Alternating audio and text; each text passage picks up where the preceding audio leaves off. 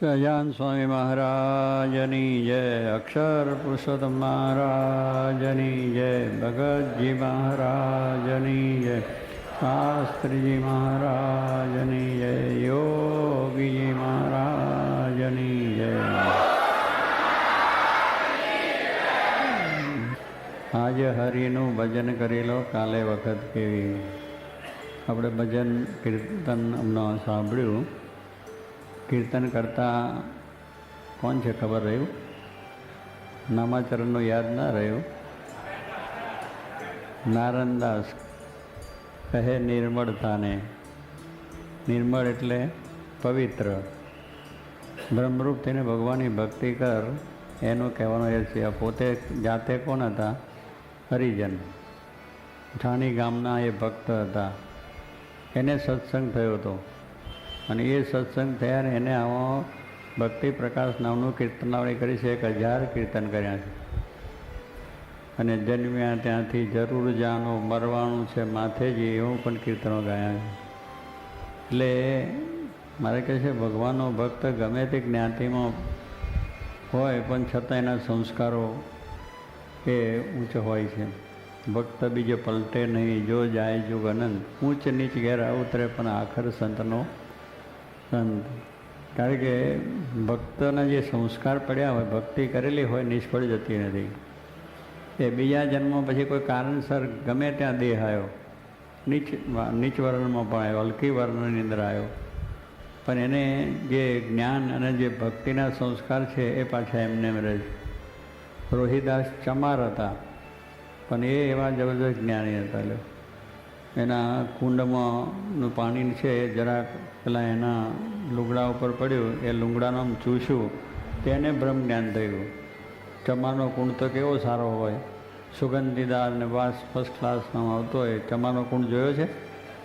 ચામડો અંદર નાખે અને એ ચામડાની દુર્ગંધવાળો જ કુંડ, પાણી ભરેલું હોય. ત્યાં ઊભા રહીએ તો આપણે માથું તૂટી જાય, એટલું બધી દુર્ગંધ આવતી હોય. હવે એ ચમાર પોતે રોહિતદાસ એ કામ કરતા હતા.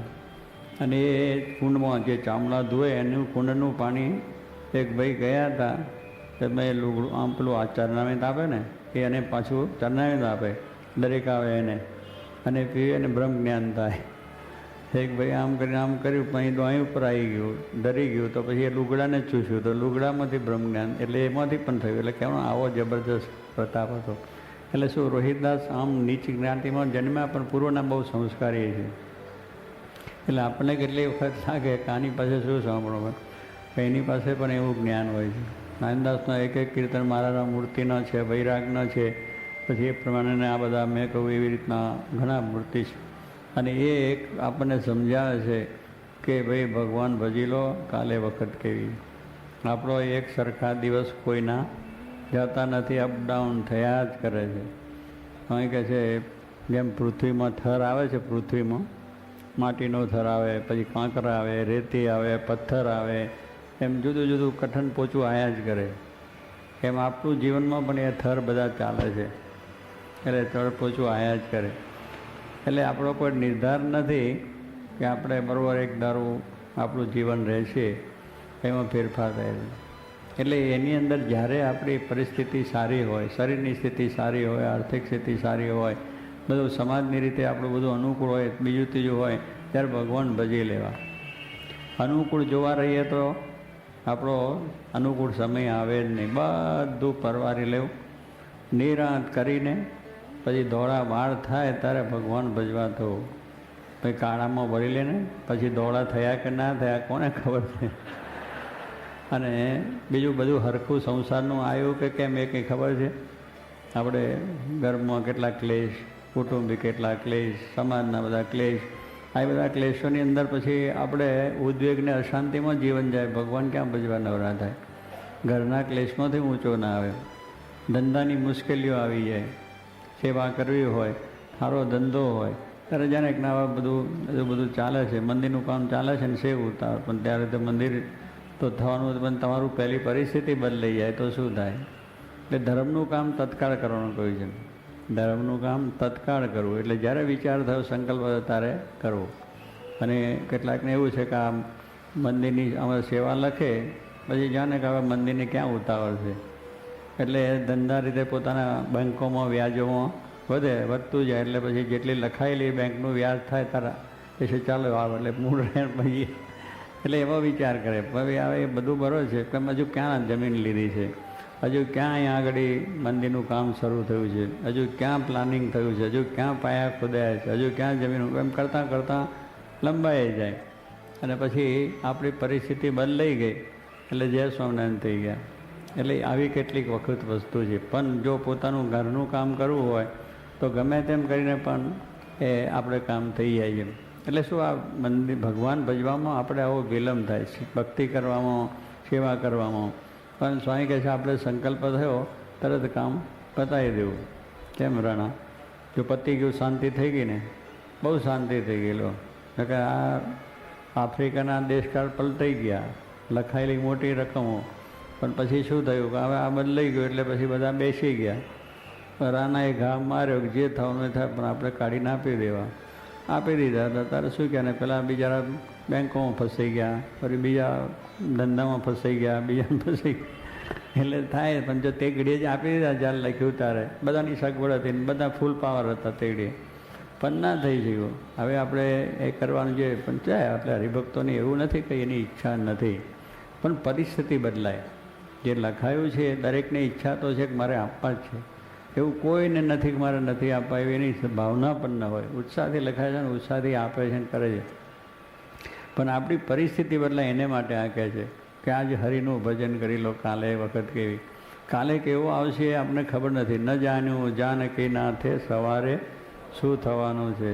જાનકીનાથ એટલે રામ ભગવાન, એને પણ ખબર ન રહી. આ તો એક દ્રષ્ટાંત છે. ભગવાન તો બધું જાણતા હોય છે, પણ છતાંય આ કવિએ લખી નાખ્યું કે એમને પણ રાત્રે નક્કી થઈ ગયો રાજ્યાભિષેક થવાનો.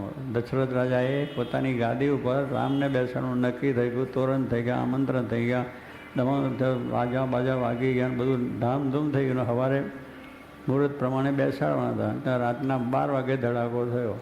પેલો બોમ્બ ફૂટે ને, નૈરોબીમાં હમણાં ફૂટ્યો, નૈરોબીમાં ફૂટ્યો, બધી આખી બિલ્ડિંગ તોડી નાખ્યું પેલા અમેરિકાવાળાનું.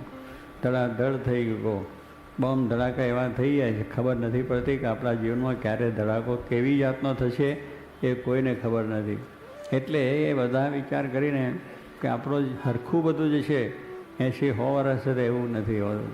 એમાં કેટલીક આવી પરિસ્થિતિઓની અંદર આપણે ભગવાનનું જે ધ્યાન ભજન કરી લેવાનું છે. અગ્ર વસ્તુ કરવાનું એ જ છે, મહત્ત્વની વસ્તુ એ છે કે ભગવાનનું ભજન કરી આત્મકલ્યાણની વાત પહેલી કરી. કામ મૂકીને આ પ્રમાણે આપણે કરી લેવાનું. ખાઈ લેવું, નાહી લેવું, 1000 મૂકીને, લાખ મૂકીને દાન કરી લેવું, અને કરોડ કામ બગાડીને મોક્ષ સુધારો. બધાથી મહત્ત્વ એને આપ્યું શાસ્ત્રકારોએ. જેને અનુભવ છે એ લખે છે. પણ આપણને એમ છે કે હજુ હું તો બહુ જ જીવવાનો છું, મારે તો કંઈ વાંધો જ આવવાનું નથી. પણ ક્યારે કંઈ થઈ જાય છે. અત્યારે આપણે ઘણા મોટા જબરજસ્ત મહારથીઓના પણ આ શરીરના આ અવયવો ફરી જાય અને કંઈકનું કંઈક થઈ જાય. એટલે સ્વામી કે દેહનો નિર્ધાર નથી માટે કહું.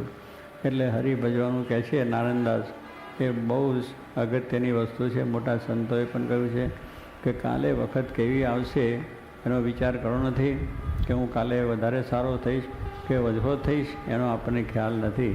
તો એ પ્રમાણે રામ ભગવાનને પણ વનવાસ જવું પડ્યું. હવે રાત્રે કઈ વાત હતી ને સવારે કઈ વાત થઈ ગઈ. એટલે એવું છે સ્વામી કે રાત્રે ન લગ્નના ગીતા ગવાતા હોય અને સવારે મરસિયા ગવાતા હોય. રાત્રે ભાઈને લગ્નનું ધામધૂમ ને બધું થયું હોય, પીઠી પીઠી ચોડીને વરરાજા તૈયાર થઈ ગયો હોય ને સવારે વરઘોડો નીકળવાનો હોય, પણ મરણ થઈ ગયું. એટલે એ થઈ ગયું. પેલા કંઈ લખ્યું છે ને કે હવેલીઓનું બીજું ને ત્રીજું બધું કર્યું, કરોડ લાખો રૂપિયાની મકાન બીજું બનાવી દીધું, બંગલા. પછી મુહૂર્ત આવ્યું. એટલે મુહૂર્ત પહેલાં મૃત્યુ થયું. ક્યાં રહેવા જવાનું થયું? કે બહુ વિચારથી કર્યું કે અમે રહીશું, કરશું ને આનંદ કરશું. પણ એ મુહૂર્ત જોડાયું ખરું, અને મુહૂર્ત જોઈને વિદાડે થવાનું હતું. મેં ઘર પ્રવેશ કરવાનો હતો, પણ ઘર પ્રવેશને બદલે સ્મશાન પ્રવેશ થઈ ગયો.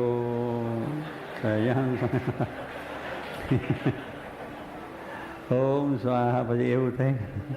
એટલે કહેવાનું છે કે આવા વિચારો આપણે આવું બધું રહી જાય છે. એટલે મોટા પુરુષો આપણને કહે છે કે ક્યારે શું બનશે એની ખબર નથી, માટે મહારાજની આજ્ઞા છે કે આપણે ભજન કરી લેવું. કરોડ કામ બને મોક્ષ સુઈ લો. મારે કે બ્રહ્માંડમાં 14 લોકના બ્રહ્માંડ સુખ નથી, એવું ભજનમાં સુખ છે. હવે 14 લોકનું બ્રહ્માંડનું સુખ મેળવતા મેળવતા તો કેટલી જિંદગીઓ ચાલી જાય તો 14 લોકનું બ્રહ્માંડનું સુખ તો મળે નહીં. હવે એના કરતાં ભગવાનનું ભજન છે અધિક કહ્યું તો એ તો છે જે થઈ જાય એવું છે. આને આ દેહે અને દરરોજ થાય, આપણને આને દેહ દરરોજ ભજન થાય.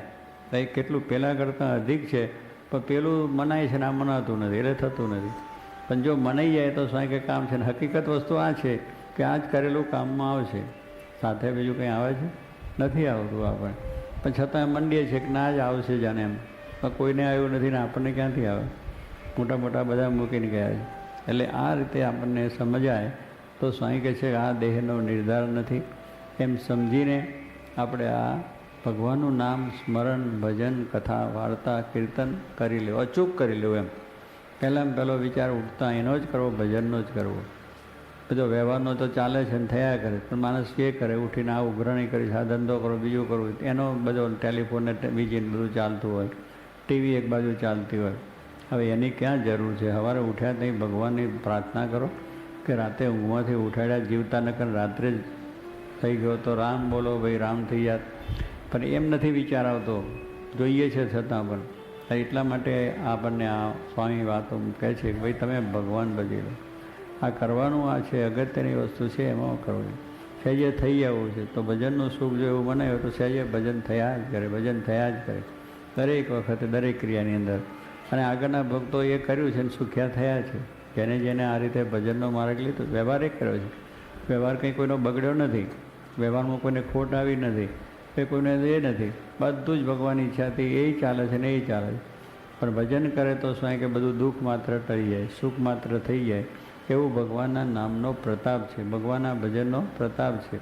અને એ આપણે કરીને કરવાની વસ્તુ છે. અને એ કરવા માટે એટલે હરિ કહ્યું કે આજે હરિનું ભજન કરો, કાલે વખત કેવી. અને છેલ્લી કડીમાં એને કહી દીધું કે મને આનંદદાસ કહે છે નિર્મળ, અને પછી શું કહ્યું? પ્રગટ પ્રભુને ચરણે જા. બસ તું પ્રગટ પ્રભુને એટલે ભગવાનને ચરણે જવાની વાત કરી. કેવી રીતે? નિર્મળ થઈને, પવિત્ર થઈને, શુદ્ધ થઈને, એટલે બ્રહ્મરૂપ થઈને. શુદ્ધ ક્યારે થવાય? બ્રહ્મરૂપ થાય ત્યારે. ત્યાં બ્રહ્મરૂપ થવા માટે મહારાજ તો ગુણાત્યાન સ્વામી લાવ્યા છે. અને એવા પુરુષ સાક્ષાત જોગી મહારાજ એ આપણને મળ્યા છે. તો એમના થકી આપણે પણ બ્રહ્મરૂપ થઈ જઈએ અને આને આ દેહ કરીને બ્રહ્મરૂપ થઈને ભગવાનની સેવામાં બેસી જઈએ. એવું બધાએ આપણે કરવાનું. પણ વિચાર ના કરો કે કાલે કરશું. ઉધારાની વાત નહીં. આજે રોકડાને કાલે આપણે લખીએ છીએ ને, શેના ઉપર લખીએ? દુકાન ઉપર લખે પેલો વેપારી, કોઈ આજે રોકડા આપી જાઓ, કાલે ઉધાર. તો બીદાડે આવે તારે કે તમે લખ્યું હતું ને કાલે ઉધાર, તો આજે ઉધાર આપો. કે ના, લખ, વાંચી લે, પહેલું બોર્ડ વાંચી લે કે આજે રોકડા કાલે ઉધાર છે, કાલે આવજે પછી પાછું. અને કાલે આવે તો પણ પેલું બોર્ડ તો એનું એ જ હોય. એમને આપણે પણ આજે રોકડા અને કાલેની વાત જવા દેવી. આજે આજે જ ભજન કરી લેવું. આજે અમનો ને અમનો, આજ ભાઈ અત્યારે અમનો જ, ઘડી વાગી વળી નહીં. એટલે સ્વાઈ કંઈ કોઈ વાત વિલંબમાં કરવી નહીં. એ આળસ છે કે કલાક પછી કરશું, એ પણ આળસ છે. કલાક પછીની વાત નહીં, આપણે બરાબર રીતનું કામ જે છે એ ચોક્કસ કરી જ લેવું. દરરોજનું દરરોજ બરાબર પકડી લેવું. એમ ભજનનું પણ એક નિયમિત રીતે આપણું તંત્ર થવું જોઈએ કે સવારે ઉઠીને મારે આ કરવું છે, પછી આ કરવું છે, બપોરે આ કરવું છે, સાંજે. એ બધું બધા કાર્યક્રમ પ્રમાણે, એટલે નાહવાના, ધોવાના, ખાવાના, ધંધાના બધાય કાર્યક્રમની અંદર આ કાર્યક્રમ એવો ગોઠવી દે, વણાઈ જાય એટલે વ્યવહારનું કામ થાય અને ભગવાનનું કામ પણ થાય.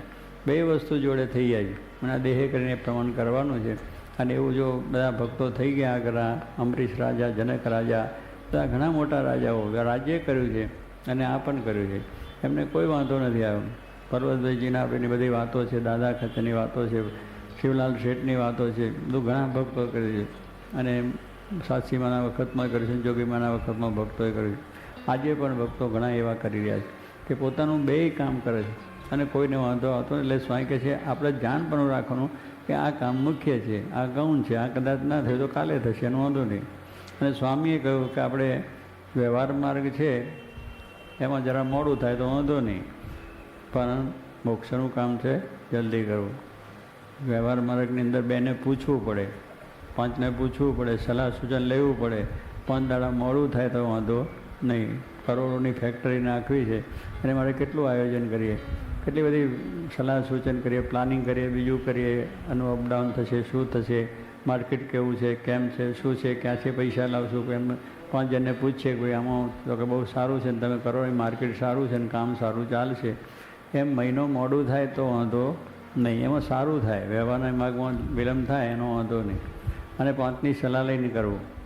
પણ સ્વાય કે ધર્મના કામમાં કોઈની સલાહ નહીં અને મોડું કરવું પણ નહીં. ધર્મનું કામ તત્કાળ કરવું.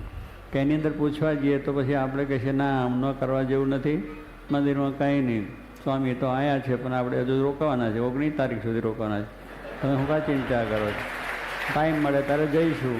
હા, ટાઈમ પછી મળ્યો કે ના મળ્યો ડફ લઈને ચાલ્યા ગયા, કંઈ ખબર પડે છે? જોગી મહારાજ મોંબાસા પધાર્યા અને એક જોશી સાહેબ હતા, બહુ સારા આગળ પડતા ત્યાંના મોંબાસાની અંદર પ્રતિષ્ઠિત માણસ હતા અને બહુ વેપારી દ્રષ્ટિને બધા ઉદ્યોગ આગળ પડતા. આપણા સિટી સાહેબ, આપણા સત્સંગી, એમના મિત્ર. એટલે જોગી મહારાજ ત્યાં મોંબાસા પ્રતિષ્ઠા વખત કે પ્રસંગે પધાર્યા અને ત્યાં રહેવાના હતા 10-15 દિવસ રહ્યા. પેલા સ્વીટી સાહેબ દરરોજ કે સાહેબ તમે દર્શન આવો, બહુ મોટા પુરુષ છે, તમારું કામ થઈ જાય, દર્શન કરવા યોગ્ય છે, એમના આશીર્વાદ લો, તમે સર્વ પ્રકારે સુખ થાય, તમારું કલ્યાણ. સિટી સાહેબ તો બહુ મહિમાવાળા, તો ખૂબ સારી વાત કરે. પેલા કે હું આવીશ, ફરી બીજે દાડે પાછા કે ત્રીજે દાડે કે એમ કરતાં કરતાં આમ સ્વામી નીકળવાનો 1 દિવસ 2 દિવસ રહ્યું. એટલે પેલા કહું સાહેબ તમે આવો, સ્વામી એક કાલે પરમદી વયા જશે અને તમને આશીર્વાદ મારે અપાવવા છે ને તમને આ બધું કામ બહુ સારું પરોપકારનો કરો છો એટલે વધારે બળ મળી જાય. પેલો કે સારું આવું, કાલે સવારે આવીશ. ચોક્કસ કે ચોક્કસ આવી. સ્વામીને પછી એ પ્રમાણે થયું. રાત્રે કે જોશી સાહેબ સૂતા, એટલે સૂતા પછી ઉઠ્યા જ નહીં, દર્શન થયા નહીં એને ઉઠ્યા જ નહીં. કહો આમ રહી જવાય, આપણે જેને કાલ જઈશું, પરમ જઈશું, 10-15 દાડા સ્વામી રહ્યા પણ ટાઈમ ન મળ્યો, આ કામ કરવું, ફલાણું કામ, આ ઓફિસને બે થશે, ઓફિસો ચાલશે ને બધુંય ચાલશે, પણ એ બધી કંઈક રહી અને કદાચ રહી જાય તો પાછળ કરશે કે નહીં, ભૂપેન કરશે કે નહીં, બધું જ કરશે, સંભાળી લેશે. આપણે અમથી ખોટી ચિંતા રહે કે મારા પછી કોણ કરશે. અરે છે તૈયાર જ કરનારા, કંઈ વાંધો નહીં આવે. નહીં આવે તો પછી તમારા ભાઈઓ કરશે, ભાઈઓ નહીં આવે તો સમાજ કરશે, સમાજ નહીં તો સરકાર તો છે જ. તમારું બધું ઓજળી સંભાળી લે છે કે મારું છે મિલકત, બસ સરકાર સંભાળી લે છે. એટલે એ બધું સાંઈ કે કરનારા મળશે પણ મોક્ષનું કામ કોઈ કરશે. જે ખાય તેની ભૂખ જાય, જે પાણી પીવે એની પ્યાસ જાય, બીજા પીવે ને આપણી ભૂખ જાય નહીં, બીજો પાણી પીવે ને આપણી પ્યાસ જાય નહીં, બીજો ખાઈને આપણી ભૂખ. એટલે આ જાતે જ કરવું પડે. એટલે આ ભજનનું કામ છે, મોક્ષનું કામ છે જાતે, એટલે એ આપણે કરી લેવું. પછી બીજું વહેવાનું થોડું વહેલું કરવું ધ્યાન રાખીને, પણ કદાચ રહી જાય તો પછી પાછળથી ચિંતા નથી, એના કરનારા મળી જાય છે. એટલે ધર્મનું કામ તત્કાળ. એટલે સ્વામી આપણને સમજાવે છે, નારાયણદાસે કહ્યું કે કાલે શું થશે એનો ખબર નથી, માટે સ્વામી એક વાત કરીને સમજાવે છે કે જાજી આવડતા એ પણ બહુ ભૂંડું છે. કેટલાક કહે છે કે હું 100 વર્ષ જીવું, 100 વર્ષ જીવું, મને આશીર્વાદ આપો 100 વર્ષ જીવું. કેટલાકને એવું જીવવાની બહુ જિજ્ઞાસ, જી વિશા એમ એટલે ઘણું લાંબુ છાવાની જી લાંબી કરે છે, પણ એને જીવીને શું કરવાનું છે? કાગડો 150 વર્ષ જીવે છે. કેટલું જીવે રાણા? 150 વર્ષ કાગડો જીવે, એટલે એનો આવડતા કેટલો લાંબો કહેવાય. પણ એ કાગડો 150 વર્ષ જીવો એનો કંઈ આવડતા ખરો? એને કંઈ એનાથી કામ થયું ખરું? એનાથી કંઈ મોક્ષનું કામ થયું? કોઈનું પરોપકારનું થયું? ભગવાનનું નામ લેવું? કા કરે માથો એ પથ્થરો મારવાનું મન થાય. ખરો ભજનમાં વિઘન કરે છે. એટલે કા કરીને જો ભગવાનનું નામ એ લેવો તો કશું થતું નથી. અને પાછો પેલું શું ચાંદા ઉપર બેસે, મૌસને ચૂથે, એનો ધંધો એ જાતનો. 150 વર્ષ જીવો એટલે એની કોઈ મહત્તા નથી. એટલે એવું છે, ઝાડમાં છે 1000 વર્ષ જીવે છે, ઝાડમાં છે 1000 વર્ષ, પણ એનું શું? એટલે કહેવાનું શું છે કે એમ લાંબો આવડતા જીવે એમ નથી, પણ કેવું જીવન જીવ્યા એ છે. થોડું જીવન જીવ્યા પણ કેવું જીવન જીવ્યા એની અગત્યા છે. લાંબુ જીવન જીવ્યા પણ સારું જીવન ન જીવ્યા તો નકામું છે. એમ જાજી આવડતા કેટલાકને થાય બહુ મળે તો સારું, આ કરતો જો, પણ બેમુખને ભગવાન ભજી લે. પછી ભગવાનની ઈચ્છા પ્રમાણે આપણો આવડદાશ એટલો લાંબા છે, નહીં હોય તો આપણું કામ પૂરું થઈ જાય. પણ માણસને જાજી જીવવાની પણ ઈચ્છા છે, એટલે એ પણ એક ખોટું છે. આપણે જાજુ જીવવું અને આ જીવીને શું સારું લાગે છે ખરું? કંટાળો ચડી ગયો છે કે આ દુનિયામાં રહેવા જેવું જ નથી. મહા દુઃખનો પંદાર છે કે નહીં? કંઈક જાતના દુઃખો બીજું ત્રીજું છે. એટલે આપણે ભગવાન ભજી લેવા સારી વાત છે. એટલે અહીંયા કે જાજી આવડતા એ પણ બહુ ભૂંડું છે. જો સ્વામી ભૂંડું લખી નાખ્યું. કેટલાક કહે છે બહુ સ્વર્ગ જેવું સુખ લાગતું હોય, પણ ભૂંડું છે. એટલે કોઈ હરખાઈ નહીં આવે તમને. સંસારની અંદર પૈસાવાળાને નહીં આવે અને ફૂટપાથવાળાને નહીં આવે, ઝૂંપડાવાળાને નહીં આવે, બંગલાવાળાને નહીં આવે, કરોડપતિને નહીં આવે, ભિખારીને નહીં આવે. બધાને તમે જુઓ એક સરખી વસ્તુ તો કંઈક ને કંઈક છે જ. વિવેક સાગર સ્વામી કહે છે ને કે સારામાં સારા મગરના ચામડાના જોડા સરસ ફર્સ્ટ ક્લાસ સીવડાયા હોય, પણ એક ચૂક એટલી જરા ઊંચી રહી ગઈ હોય એ જેને વાગે એને ખબર પડે. એ કરોડપતિને ખબર પડે, પેલા એ ચૂક વાગ્યા જ કરે. તમે ગમે એટલું સારું કરો ને તો એ ચૂક ચાલો એટલે વાગે. એટલે સંસાર એવો છે, એમાં એ ચૂક વાગ્યા જ કરે. કંઈક છોકરાનું મુશ્કેલી, છોકરાની આવી, વહુ નહીં આવી, સાસુઓનો ઝઘડો, ફલાનો ઝઘડો, પૈસાનો ઝઘડો, વેપારી સાથે ઝઘડો, ભાગીદાર સાથે ઝઘડો, સરકાર સાથે ઝઘડો ને ઝઘડો. એ ચૂક ચાલ્યા જ કરે છે. એટલે સ્વામી કે બધાની અંદર ભગવાન ભજી લેવા એ એટલે જાજુ જીવવું એ પણ બહુ અગત્યની વસ્તુ નથી. સારું જીવન જીવવું એ અગત્યની વસ્તુ. ભગવાનનું ભજન કરી આત્મકલ્યાણ કરવું એ સારું. તે મોરે તો 1000 વર્ષનો ખાટલો, સતયુગની અંદર 1,00,000 વર્ષનો આવડતા. કેટલો? 1,00,000 વર્ષ માણસો જીવતા આવ્યો. કેમ જીવતા છે ને કેવી રીતે કરતા છે? 1,00,000 વર્ષ સુધી આપણે તો આટલામાં કંટાળી ગયા. ભગવાન વહેલા ધામમાં જાય સારું, કે આ કંકાસમાંથી ઉઘરીએ સારું, એવું સહેજે કંટાળો. 1,00,000 વર્ષ સુધી માણસો જીવતા, અને જ્યારે મોડા થાય અને મરવાના થાય ત્યારે 1000 વર્ષનો તો ખાટલામાં પડ્યા રહેવાનું. હવે એ પછી છે ને અહીંયા 2 દી મંદવાડા દવાખાનામાં રહેવું હોય તો દુઃખ થાય છે. ઘર મંદાવાડા ક્યાં આવે? તરત હાજર. પેલો તો 1000 વર્ષ સુધી ખાટલામાં પડી રહેતા, અને 100 વર્ષ ડચકો આવે.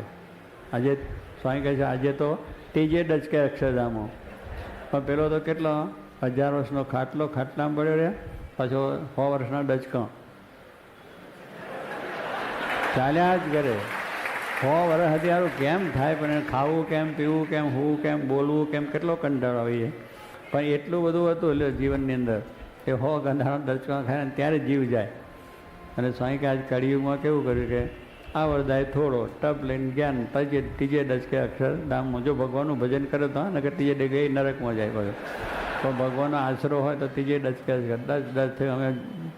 અમે આમ તો વાત તો સાંભળી હતી, પણ પટવારી, હા પટવારીને બિચારા આપણા પટવારી બહુ સારા હતા મુંબઈ અમદાવાદની અંદર. શું નામ એમનું? પ્રભુદાસ પટવારી. ગાંધીવાદી હતા અને ખૂબ સારા પ્રમાણિક માણસ, ગવર્નર પણ થયેલા હતા, અને સામાજિક પ્રવૃત્તિને બધી ખૂબ સારી કરતા. આપણી સાથે કોઈ બેટ એટલે આપણો સમયો ચાલતો. પછી ત્યાં એમને મોડા થયા, પછી પેલા ઘરે લાવ્યા, અને ઘરે આવીને એમને થયું કે કોઈ કહ્યું ભાઈ સ્વામી મારે દર્શન કરો. તો હમણાં વાત મળી એટલે અમે પછી ત્યાં એને મળવા માટે ગયા કે ભાઈ આવા પથારી પછી ઘરે જ હતા. હવે અમે ગયા ત્યાં અને બરાબર ત્યાં એ જોયું, વાતચીત કરી, આશીર્વાદ આપ્યા, પુષ્પનો હાર ફેરવ્યો, ચાંદલો કર્યો, આ કર્યું. હવે અમે ઊભા છે અને 1, 2 ને 3 ડચકે ચાલ્યા ગયા, ફટ લઈને જતા રહે કહો. એટલે કહેવાનું છે કે આમ ત્રીજે ડચકે અક્ષરધામનો છે એવું અહીંયા. એટલે સ્વામી કહે છે 1000 વર્ષનો ખાટલો, 100 વર્ષનો ડચકો. આ તો ભગવાને અનુગ્રહ કર્યો છે. શું કહે છે? ભગવાને કેટલો બધો અનુગ્રહ કર્યો છે કે આપણે આવો સત્સંગ મળ્યો.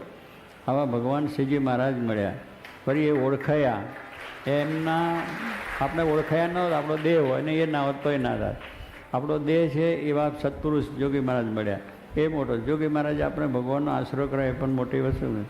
અનુગ્રહ ભગવાનનો થયો ત્યારે. ભગવાનના અનુગ્રહ સિવાય સંબંધ નથી થતો.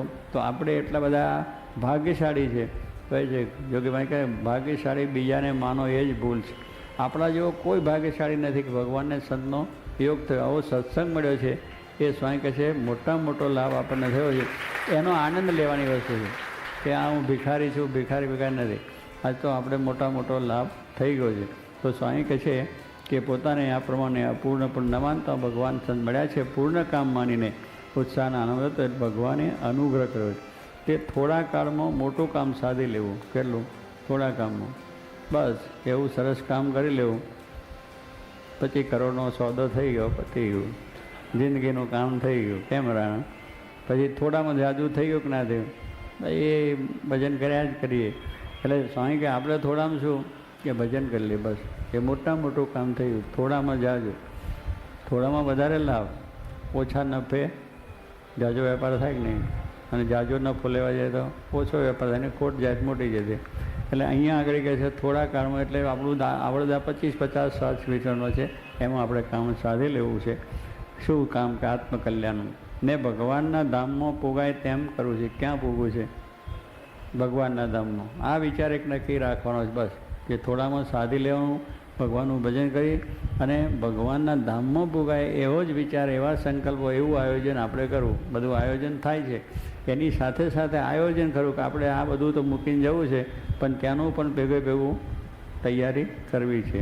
તો ભગવાનના ધામમાં પૂગાય. જ્યાં અખાત્રીજના વાત જોવા નહીં. આપણે અખાત્રીજના વાત જોવાના નહીં. જોવા છે કોઈ? જોયા ના? ધર્મસુદ દરરોજ જોતો હશે. તમારે નહીં જોયા? કેમ? તમારે વાયરા જોવા, ખેતીવાડી હોય ને જો હે? ખેતી ના રહી ગઈ છે એટલે જતી રહી તો સારું છે, સુખ્યા ત્યાં. એટલે ખેડૂત લોકો અખાત્રીજના વાર જોઈએ. અખાત્રીજ છે ને તીજને દિવસે વાયરો કઈ જાતનો વાય છે એના ઉપર આખું વરસ કેવું જશે એ એને ખ્યાલ આવે. એટલે એ ઉપર બધું કામ ચાલે. વેપારી પણ અખાત્રીજનો વા જોઈએ કે આ વખતે અખાત્રીજ છે ને પાક સારામાં સારો થશે અને આ અનાજ વધારે પાક છે, એટલે પહેલેથી સંગ્રહ કરવાની બધી એની તૈયારી થાય, આયોજન બધું થાય. એટલે અખાત્રીજના વાત હવે અમારે શું જોવાના? અમારે તો ત્યારમ ત્યારા આવે છે, ત્યારમ ત્યારા કહેવાય ને. હવે એ બધું આપણે ભગવાનની દયાથી બપોરે થાળ થાય છે, હરે નારાયણ થઈને બેન પત્તા લઈને બેન વહીએ. એટલે અમે વાત જોઈએ કે ના જોઈએ એમાં કંઈક ફેર પડે છે? હવે પછી અમે જોઈએ કે અખાત્રીજનો વાસ હોય, ભાઈ તું શું કાજુ ભજન કરીને તારે શું કરો, તારે કરવાનું છે એમ. આપણે ભગવાનના ભક્ત થયા છે, ભગવાન આપણે ભજીશું તો આપણે પણ સારું જ થવાનું છે. બસ એ અખાત્રીજનો વાયરો આવી ગયો. ભગવાન ભજે છે એને અખાત્રીજનો વાયરો જુએ કે ના જુએ, ભગવાન એનું સમૂહ જ કરે છે. એટલે આપણે ભગવાનના ભક્ત થયા, ભગવાનના આશ્રિત થયા, ભગવાનના સંત થયા, પછી આપણે એ અખાત્રીજનો વાયરો જોયો કે ના જોયો, પણ આપણું સમૂહ ભગવાન કરનારા છે. એટલે સ્વામી કે અખાત્રીજના વાત જોવા નહીં. પાંચમની વીજળી જોઈ નહીં. બાકી ખેડૂત લોકોના વેપાર બધા પાંચમની વીજળી પણ એ વેપાર ધંધા ઉપર અષાઢી સુધી પાંચમ. આ પેલું અખાત એટલે વૈશાખ મહિનો થયો, આ એના પછીનો મહિનો અષાઢ સુધી પાંચમ. હવે એની વીજળી જોઈએ, જો વીજળી બરાબર થાય તો વરસ સારું આવે. એ વીજળી કઈ પાણીમાં જોવાની, કોરી જોવાની? ખેડૂત હે પાણીવાળી જોવાની. એમ પાછું પાણી દેખાય એવું એટલે શું વરસાદ પડે થોડોક એમ એને વરસે તે દાડે વીજળી થાય અને થોડો વરસાદ વરસે તો એ વરસ સારામાં સારું જાય. એટલે આ પહેલાંની વાત હતી. અત્યારે તો બધું આખું વાતાવરણ ફરી ગયું છે, પર્યાવરણ બધું બગડી ગયું છે ને, એટલે પેલું ઓજર તૂટી ગયું છે. એટલે ગરમી ત્યાં ઠંડી ને ઠંડી ત્યાં ગરમી. આપણા દેશમાં એ બધું ઋતુઓ બદલાઈ ગઈ છે. ઠંડી વધારે પડે, કંઈ ગરમી વધારે પડે, કંઈ વરસાદ આગો પાછો થાય. અત્યાર સુધી વરસાદ વરસ્યો કંઈ હોય લોકો ખેડૂત આ ઓજલ હે ઓર્ડર આ એ બધું આગું પાછું થઈ ગયું છે. એટલે કહેવાનું શું છે કે એને લઈને આપણે લંડનમાં લ્યો, અમને આ વખત ગયા તો અત્યારે તો ખૂબ ઠંડી હોય, રહેવાય એવું ના હોય તો પણ તડકો નહીં કરતો. એટલે અમુક ઋતુ વાતાવરણ થયું. હમણાં નૈરોબી ગયા તો ત્યાં વરસાદનો કામ છે, તડકો પડતો હતો. એટલે બધે બદલું થઈ ગયું છે, કારણ કે માણસો એવા થયા છે. એટલે બધું આઘું પાછું થઈ ગયું છે. કારણ કે બહુ પ્રદૂષણ બહુ વધી ગયા ને, અતિશય પ્રદૂષણ વધ્યા છે. પ્રદૂષણનો પાર નહીં એટલું છે. સવારે અમદાવાદમાં તમે સૂઈ રહો અને સવારે ઉઠો તો કેટલીક તારા પર મસી ચડી ગઈ હોય. પેલી શું હે મસી એટલે મોડું કારું થઈ ગયું ને, પથારીની અંદર કેટલું પડ્યું હોય બધું. એટલે આવું બધું પ્રદૂષણ કેટલું, પાણીનું પ્રદૂષણ, પેટ્રોલ કેટલું, મોટરો કેટલી, ફલાણું કેટલું, ઢીકનું કેટલું, અનેક જાત. એટલે પાણીનું પ્રદૂષણ, હવાનું પ્રદૂષણ, અવાજનું પ્રદૂષણ, એમાં બધું આવું જ કંટાળારૂપ છે. એટલે એ એક સમય કહે છે વીજળી પણ જોઈ નહીં, એક ભગવાનનું સુખ છે બસ, બીજું કાંઈ સુખ જગતમાં નથી. આટલો નિશ્ચય કરી ભગવાનનો આશરો રાખી અને ભજન કરી લેવું. કાલે કેવી વખત છે એનો વિચાર ન કરો, વાયરા જોવા નહીં. આપણે તો અત્યારેથી જ ભજન એવું કરી લેવું કે શું ક્યાં થવાય. સહજાન